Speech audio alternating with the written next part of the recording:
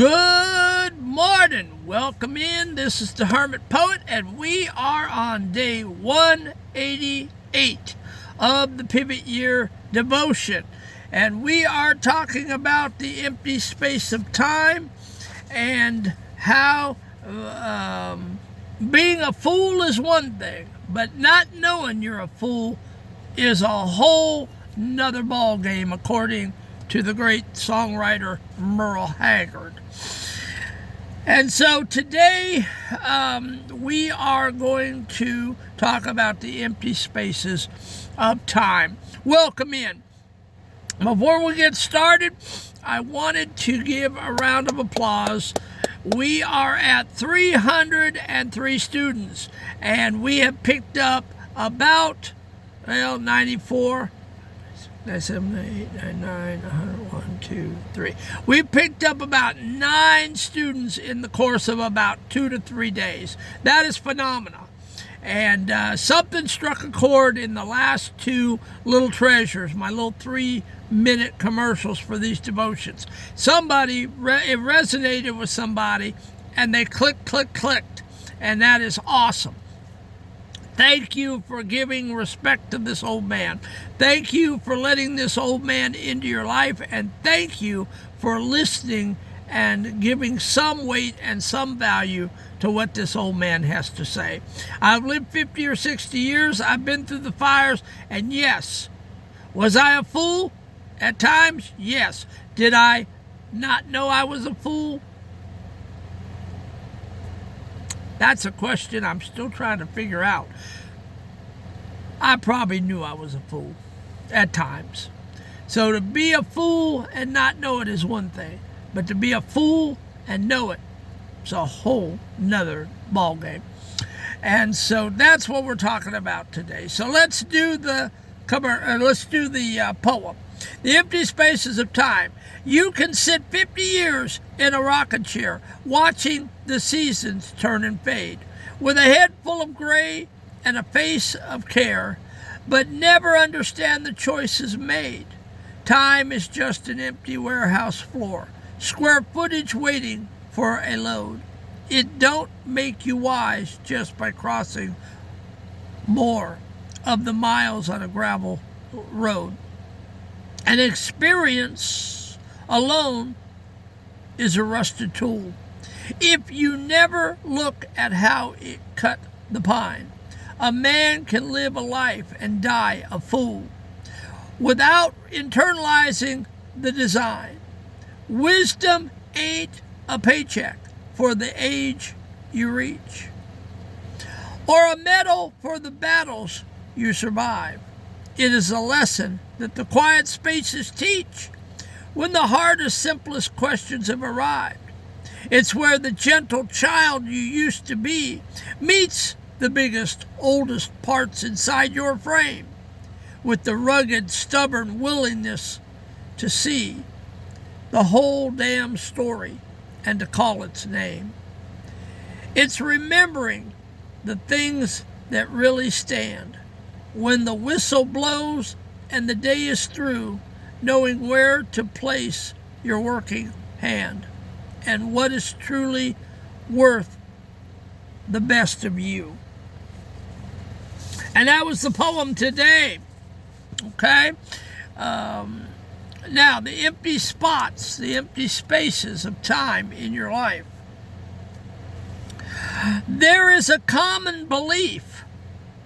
A lot of people believe this. There's a common belief. We buy into that saying.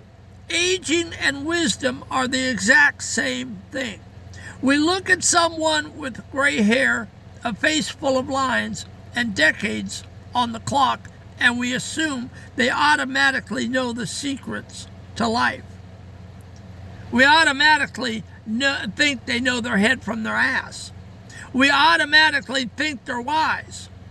We tell ourselves, once I get some more years under my belt, I'll figure things out. Time will teach me.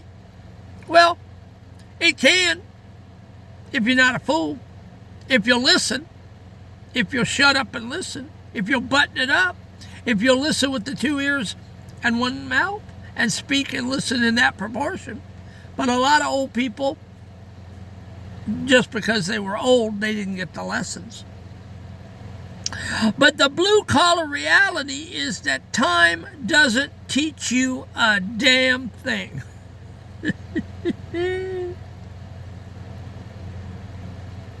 Time is nothing more than space. It is an empty warehouse floor. You can let that warehouse sit empty and unused for 50 years. Or you can fill it with something meaningful, like I'm doing. I read a lot. I listen a lot. I'm always got my hands in something that's going to teach me something. Just because you crossed a lot of miles on the calendar doesn't mean you know the directions. Time by itself is passive. Time just sits there. Time doesn't have the ability to do anything. Today will click and click and click until we get to midnight. And it'll sit there. And time is just like yesterday that clicked and clicked and clicked. And tomorrow will click and click and click. And you know what? You can't tell anything about any day of the week. The only reason we know the days of the week is because we've labeled them. Today is Tuesday. The only reason why I know it's Tuesday is because the calendar says it's Tuesday. Today, this morning, feels like yesterday. I woke up, I get dressed, I get myself ready, and I come and do the devotion first thing in the morning. If I don't think about it, I could forget it's Tuesday and maybe, and it's happened, think it's Monday and feel like a fool because I mistook the day. Time is passive. Time is what you make it. The second mistake we make is thinking that pure experience makes us wise. I've been through hell and back.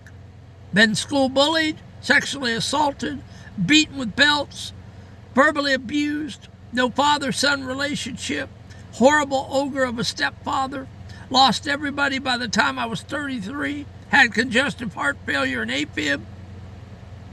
But you know what? Those are events in my life. The second mistake we make is thinking that pure experience makes us wise. I could have took all of that and did nothing with it. And I would have been a fool.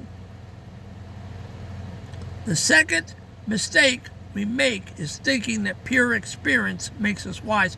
It depends on what I do with my pain, suffering, and trauma. And the same thing with you. It depends on what you do with your trauma, suffering, pain, sexual assault, and triggering.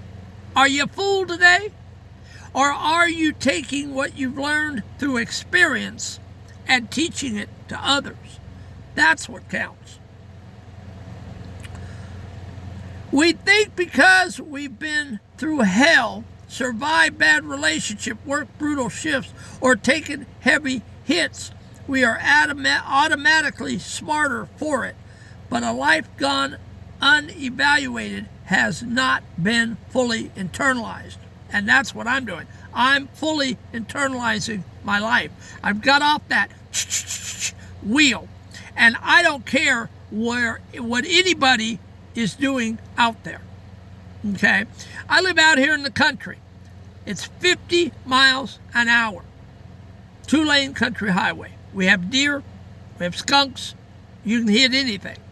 And doing 60, 70, 80 miles an hour down a 2-lane country highway, you hit something, you're dead, the deer's dead, or you're both dead. I do 49, 50, sometimes less than that. I enjoy the country drive out here back into town. I'm about 20 to 30 minutes back into town. I live out here on my 1.4 acres because of the peace and solitude. That's why I moved out here. That's why I'm moving to Thailand. Because of the peace and solitude. Okay? Without reflection, you without reflection, you will just repeat the same painful experiences over and over again, wondering why the world keeps treating you the same way. Well, I sit out here and I think on Saturdays and Sundays on my weekends. I read, I meditate, I read the good book, I pray to my God. You know, I'm taking life at a slower pace. If you're doing 70, 80 down that country highway, you better go around, because I'm not doing any more faster than I want to. I'm on borrowed time. I'm headed for the grave. I moved out here for introspection. If you're in that big a hurry, you go. Take off. Or go around me onto incoming traffic and you head on. But you are not going to disturb this old man's peace anymore.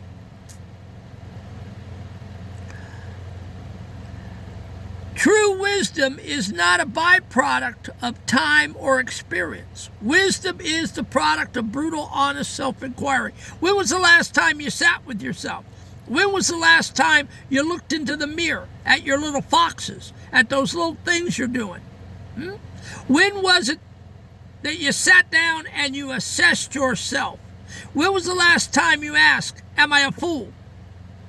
Because if you're a fool and you're doing foolish things and you don't know you're a fool, that's a whole nother thing. If people tell you you're a fool and you don't know it, that's a whole nother ballgame. Self-introspection, getting quiet, stopping the rat on the wheel, and getting quiet and looking into your life, looking into who you are, looking into your mistakes, looking into the wisdom you found in life. That is what we need to be doing. And that is what's so hard. And that is what people don't want to do in their life. They don't want to get off the wheel.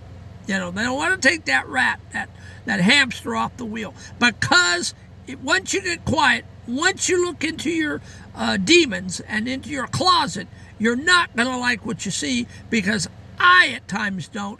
But yet, and at times I shudder, and at times I'm embarrassed, and at times I look at myself and go, you fool, you fool. You know? But you cannot get that honest until you slow down. And there's nothing wrong with slowing down, and there's nothing wrong with using your time wisely to do introspection. You will never heal unless you introspect, unless you talk to yourself, unless you think about it and ponder it and wonder, you know, what you've learned in life. What have you learned? I've learned a lot in 60 years. I've learned enough to get up here, and God willing and the creeks don't rise, I hope I make sense. I hope I'm not a prattling old man that's not making sense to you, because that would be a waste of your time and mine. Wisdom happens when you have the grit to ask yourself the hard questions, as well as the simple ones. It's where your most gentle childlike knowing, that raw gut level intuition you had before the world beat you up, meets the biggest, oldest parts of your current self. It requires a rugged willingness to look at the whole map of your life at once. The good, the bad, and the ugly, and the mistakes you've made at midnight when nobody was watching. When you stand in that space of self-inquiry, you stop drifting. You remember what really matters. You look at the limited energy you have left in your reservoir, and you realize exactly what is worth investing your life into and what is just noise that deserves to be thrown on the scrap heap. And that's where this old man is. I have introspected enough to know what is important in my life and what is not, what is bringing me growth and what is stagnating me, and where I want to take this hermit poet. Right now, I am making some tough decisions. I thought I was going to go to Chiang Mai, Thailand, but again last night, through an epiphany and through some experiences and talking to AI, I realized that the Philippines may be my best hidden treasure. And I may end up in the Philippines instead, because the Philippines is even cheaper than Thailand, less discovered. And there's a town called Iloilo City, and I'm looking into that. And it's a marvelous way to live over there in the Philippines. Your dollar, it goes even further on food and housing than it does in Thailand. So this old man is still in the progress of figuring it out. But one thing is for sure, I am introspecting, I am thinking, and yes, I do foolish things sometimes still as a 60-year-old, but this old man is no longer a fool. I know I'm a fool. To be a fool is one thing. To not know you're a fool is a whole nother thing. The application, let's do the application. We're going to get out of here. Today you are going to stop letting time just pass you by. You are going to step into the empty warehouse of your day and do some inventory. Take 15 minutes today to sit in total silence. No radio, no phone, no distractions. You're going to pull your life into the inspection table and ask the questions that demand answers. Apply these 3 steps today. Ask the simple question. Look at how you spend your morning of your last shift. Ask yourself, am I actually okay right now, or am I just pretending to be? Listen to the raw, childlike answer that comes from your gut. Ask the hard questions. Look at the main source of stress or drama in your life right now. Strip away the excuses and blame and ask, what is my role in keeping this problem alive? What am I getting out of staying in the loop? 3, redirect the investment. Based on your answers, identify one thing you are currently throwing your energy at that does not matter in the long run.